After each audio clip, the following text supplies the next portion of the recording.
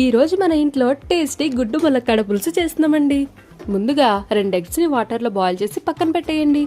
ఇప్పుడు కడాయిలో 4 స్పూన్ల ఆయిల్ వేసుకొని 2 చాప్డ్ ఆనియన్స్, 2 గ్రీన్ చిల్లీస్ వేసేసి కొంచెం ఫ్రై చేయండి.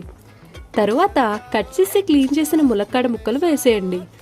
కొంచెం పసుపు, సాల్ట్ మన టేస్ట్కి సరిపడా వేసేసి బాగా కలుపుకొని లిడ్ పెట్టి కొంచెం కుక్ అవనివ్వాలి. ములక్కాడ కొంచెం మెత్తగా అయ్యాక ఒక చాప్ టొమాటో వేసేసి మళ్ళా కలుపుకోవాలి. టొమాటో బాగా కుక్ అయ్యాక 1.5 స్పూన్ కారం వేసేసి మిక్స్ చేయండి. కర్రీ కలర్ అప్పుడే సూపర్గా మారిపోతుంది.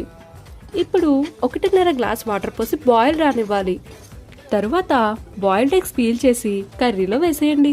స్లోగా కలుపుకోవాలండోయ్, లేకపోతే గుడ్డు ముక్క ఇరిగిపోతుంది. ఇప్పుడు చింతపండు రసం యాడ్ చేసి కొంచెం సేపు బాయిల్ చేయండి.